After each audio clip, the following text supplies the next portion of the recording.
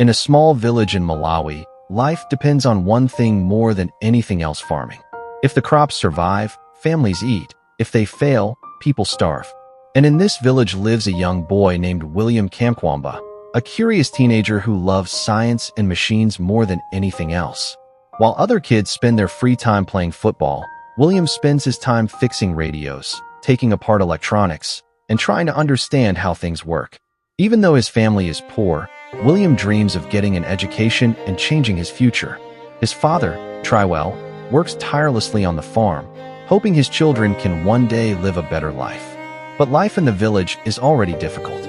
Food is limited, money is scarce, and opportunities are almost non-existent. Still, William remains hopeful. William joins junior secondary school. Every morning, he rides his bicycle to school, where he learns about physics and other science subjects. His teachers quickly realize he's intelligent, but he's not performing to his full potential. This is because he is unable to study at night due to unavailability of light, because they couldn't afford paraffin. So William decides to go to junkyard to check if he can get anything that can generate for him light at night so that he'll be able to study at night. He finds an old pump and a battery, but the battery was dead and there's no way of charging it. William and his friends decide to go and steal their teacher's bike bulb. On reaching there, William is amazed with how the bulb was being powered by the dynamo. With his curiosity, he decides to find out more about dynamos and its mechanisms from the teacher. Soon, disaster begins approaching the village. A terrible drought hits the region, destroying farms across the area.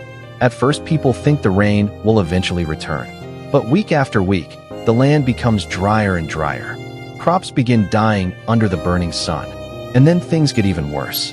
Corrupt businessmen and government officials begin cutting down forests near the village for profit, destroying the environment even further.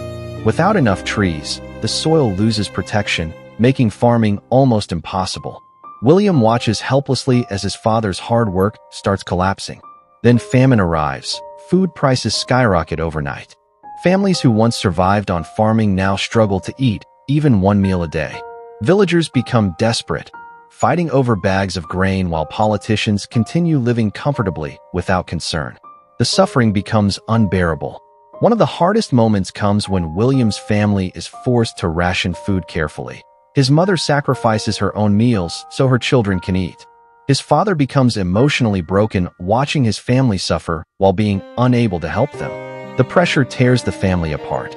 Tyrell becomes angry more often, frustrated by his inability to provide.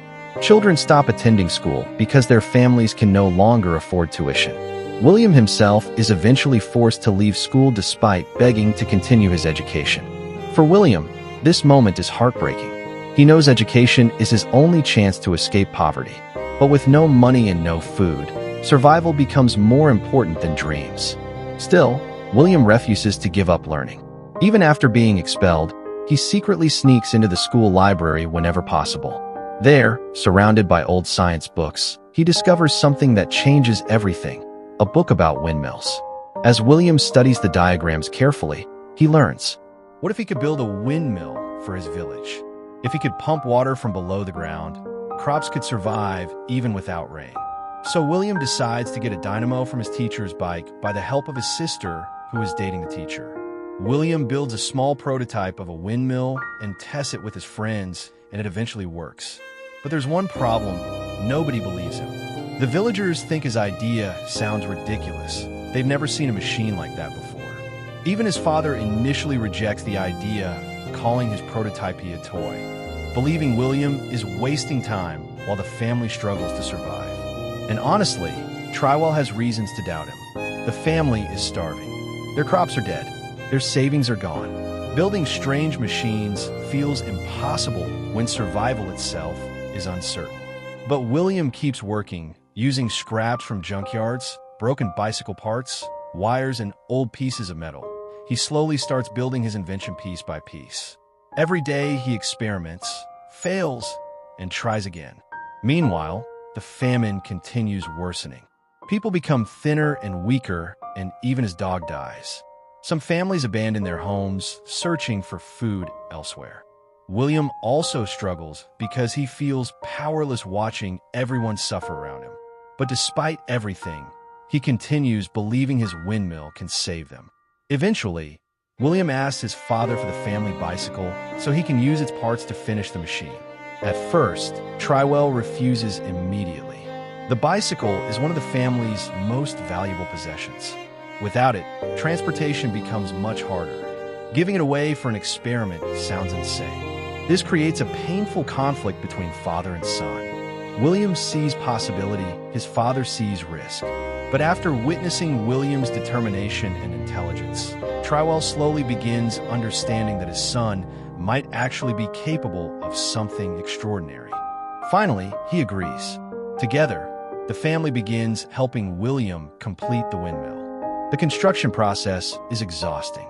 They climb high wooden towers under intense heat, connecting blades, wires, and mechanical parts while villagers watch with confusion and doubt. Some people laugh at them, others think they've gone crazy. But William never stops. Then finally the moment arrives. As the wind begins blowing against the blades, the machine slowly starts turning. At first, nothing happens, everyone waits nervously, and then suddenly electricity flows. AMD, the machine works. For the first time, the villagers witness something incredible created entirely from scraps and imagination. Soon after, William connects the windmill to a water pump, bringing fresh water from underground directly to the fields. And just like that, hope returns. The land begins recovering. Crops slowly grow again. Families finally have a chance to survive. William's invention becomes more than just a machine. It becomes proof that intelligence, creativity, and determination can overcome even impossible situations. News about William spreads far beyond the village. People are amazed that a poor teenager with almost no resources managed to build life-changing technology using discarded materials. Eventually, William gets the opportunity to continue his education and share his story with the world.